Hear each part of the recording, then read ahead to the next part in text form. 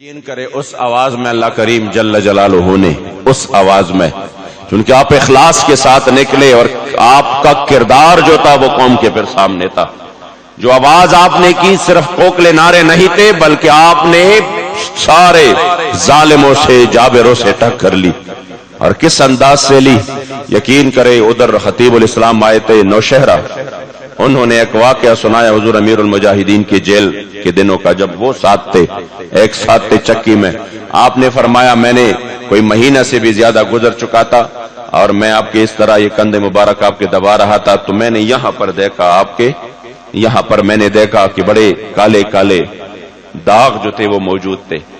تو میں نے کہا حضور یہ کس چیز کے ہیں؟ یہ تو ایسا لگ رہا ہے جیسے آپ کو یہاں پر کسی نے بہت زیادہ جو ہے نا وہ یعنی تشدد کی ہو. تو آپ فرماتے ہیں کہ مجھے بتایا کہ ہاں جب مجھے گرفتار کر کے لے جا رہے تھے جو چھوٹے بچے تھے جو ادھر شاگرد تھے وہ پولیس والے بہت زیادہ مار پٹائی کر رہے تھے تو وہ میرے اوپر جو ہے نا وہ گرے اور انہوں نے کہا استادوں کو نہیں مارنا. تو امیر المجاہدین کہتے ہیں کہ میں نے ان سب کو اپنے آپ سے جو ہے نا وہ علیحدہ کر دیا. میں نے کہا یہ تو بچے ہیں، ان کے تو ابھی کھیل کودنے کا ٹائم تھا، ان کو اس مشن پر میں نے لگا دیا ہے. اس کو لبیک ان کو لبیک یا رسول اللہ کا نعرہ بھی میں نے دیا ہے اور اسی مشن پر بھی میں نے لگا. ان کو نہیں مجھے مارو، پھر وہ ڈنڈے مجھے پڑے اور یہ اسی کے نشانات ہے. خدا کی قسم ہزاروں علماء کے استاد جو صرف پڑھے تو بندہ کہے کسی اور طرف جائے نہیں، نحو پڑھے تو بندہ کہے یہ تو امام الصرف و نحو. حدیث پڑھے خدا کی قسم ابھی جو بخاری شریف پڑھ رہے تھے ابھی کتاب العلم سے بھی باہر نہیں گئے تھے اور وہ عجائب اور غرائب اور وہ جس انداز سے ہم نے کبھی نہیں سنا نہ شروع میں کبھی دیکھا. اللہ کریم نے آپ کو کیا شان عطا فرمائی تھی. آپ فرماتے ہیں خطیب الاسلام کہ میں جب پاؤں مبارک کے دبا رہا تھا تو میں نے دیکھا کہ آپ کی پاؤں میں سوجن آ چکی تھی بڑی خطرناک حد تک. کہہ رہا کہ میں نے کہا حضور اگر آپ اس طرح نہ آتے مدرسے میں بیٹھے ہوتے اور آپ کے لیے ہزاروں علماء ہزاروں شاگرد آ جاتے بڑے بڑے دور دور سے، ویسے بھی شریعت میں آپ پر رخصت تھا کوئی یہاں پہ آنے کے لیے آپ پر رخصت تھا تو آپ ادھر ہی بیٹھ جاتے. تو فرماتے میں نے کیونکہ میں حالت دیکھ رہا تھا. تو کہتے ہیں کہ حضور امیر المجاہدین کی آنکھوں میں آنسو آ گئے اور فرمایا کہ خطیب الاسلام مجھے عبداللہ ابن ام مکتوم کی وہ قربانی کہ جب آپ نابینا ہو کر حضور کے دین کے لیے نکلے،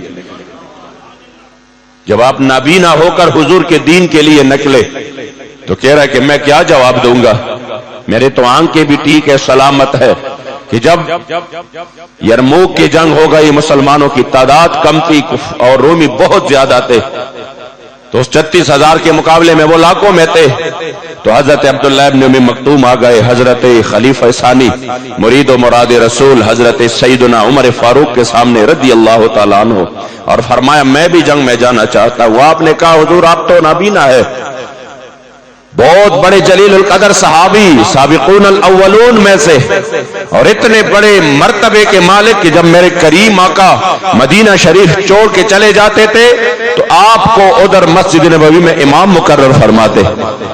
بخاری شریف نے جو حدیث ہے جو امامت یا عامہ کی امامت پر روایت کی ہے وہ بھی یہ حدیث ہے کہ جب آپ کو مقرر فرماتے لیکن آپ نے کہا مجھے بھی پتا ہے. عمر فاروق نے کہا کہ جنگ میں تو آنکھوں کی ضرورت ہوتی ہے، سامنے سے دشمن کو دیکھنا پڑتا ہے، ادھر سے تیر آ رہے ہو وہ بھی دیکھنے کی ضرورت ہے، آپ کس طرح جنگ کریں گے؟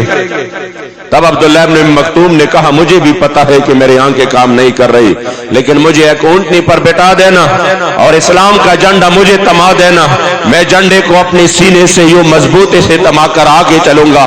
مجھے کیا پتا آگے سے تیر آ رہے ہیں، آگے سے مجھے کوئی مار رہا ہے، میں تو یہ پرواہ نہیں کروں گا اور آگے جاؤں گا تو میری وجہ سے پیچھے لشکر کو حوصلہ ملے گا.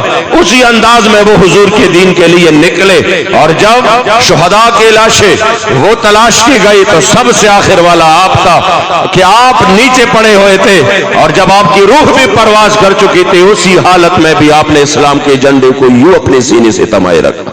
جو بھی یقین ہم تو سنتے تھے نا امام احمد ابن حنبل نے کس طرح اپنے وقت کے ظالموں کے ظلم و جبر کا، اور وہ بھی ریاستی ظلم و جبر کا. یہ جو ریاستی ظلم و جبر ہے وہ اس کی تو سختی کی کوئی بندہ تصور بھی نہیں کر سکتا.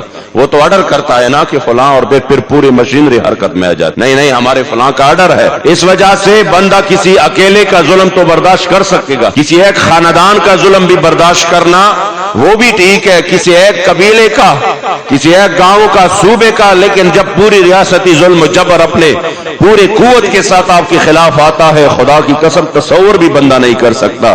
لیکن حضور امیر المجاہدین نے اپنے وقت کے 4 ظالموں جابروں کے ریاستی ظلم و جبر کا سامنا کیا. ہم سنتے تھے کہ کس طرح حضرت امام احمد بن حنبل حافظ الحدیث، جن کو 7 لاکھ میرے کریم آقا کے حدیث سے حفظ تھی سندن، حضور کے غلام جن کا ایک مرتبہ تھا جب وہ مسئلہ خلق القرآن پر ان کو کوڑے لگ رہے تھے، اور وہ بھی بغداد کے شہر کے وسط میں لگ رہے تھے، اور تازہ دم جلاد آ کر 2 کوڑے لگاتے، پھر وہ چلے جاتا، پھر دوسرا تھا.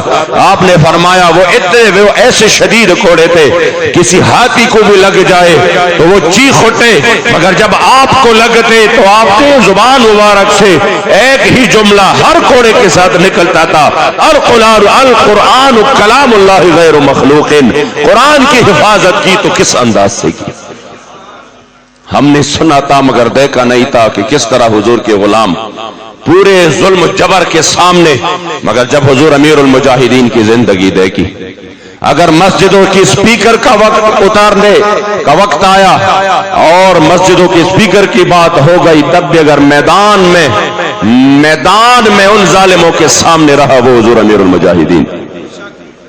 آپ کے اس موٹر وے سے جب صلاۃ و سلام کے بورڈ اترنے لگے تب بھی میدان میں حضور امیر المجاہدین تھا. جب ختم نبوت پر حملہ ہوا اور لوگ ہیلے بہانے تلاش کرنے لگے تب بھی میدان میں حضور امیر المجاہدین ہوئے تھے. جب حضور کی عزت و ابرو کی بات آ گئی، اور فرانس نے، یہ تو اسلام کی تاریخ میں پہلی مرتبہ ہوا کہ کسی پورے ریاست نے گستاخی کی ہو، اور پورے ریاست جس گستاخی کے پیچھے ہو، یہ تو ہوا ہی نہیں ہے کبھی. مگر پھر بھی جس طرح ہمارے نومنتخب قائد حضرت حافظ سعد حسین رضوی صاحب نے فرمایا کہ میں نے آخر میں بھی جب آپ کے وصال سے کچھ دن پہلے میں نے کہا حضور ایک کام نہیں کرتے، میں چپکے سے ویزا کراؤں گا عمرے کا، چلیں گے میرے مصطفی کریم علیہ الصلوۃ والسلام کے سامنے، اپنے دل کا حال آپ سنائیں گے. تو چلتے ہیں چپکے سے. فرماتے ہیں کہ حضور امیر المجاہدین نے مجھے کہا کہ بیٹے میں کس منہ سے حضور کے سامنے جاؤں، میں کیسے سامنا کروں، اتنی بڑی گستاخی ہو گئی. یہاں پر تو حضرت سعد بن ربیع نے یہاں تک کہا جب آپ کا روح مبارک نکل رہا تھا اور سر تاپا مکمل طور پر زخموں میں چور چور تھے، تب بھی آپ نے آخری جو جملہ ارشاد فرمایا تھا وہ یہ تھا کہ صحابہ کو میرا پیغام دینا، اگر تم میں سے ایک بھی زندہ رہا اور میرے کریم آقا کو تکلیف پہنچی تو اس ایک سے بھی رب لا یزال پوچھے گا، اس کا بھی عذر قبول نہیں کرے گا کہ جب تو زندہ تھا تو میرے کریم آقا کو تکلیف کیوں پہنچی، تو بھی قربان ہو جاتا. آج تو کروڑوں نہیں اربوں مسلمان موجود ہے، ان کے پاس قوت بھی ہے، ان کے پاس طاقت بھی ہے، ان کے پاس غوری شاہین اور عبدالی بھی ہے، ان کے پاس زرار اور خالد ٹینک بھی ہے. وہ کس طرح پھر حضور علیہ الصلوۃ والسلام کے عزت و ناموس کا دفاع نہ کر سکے؟ یہ ایسا کیا؟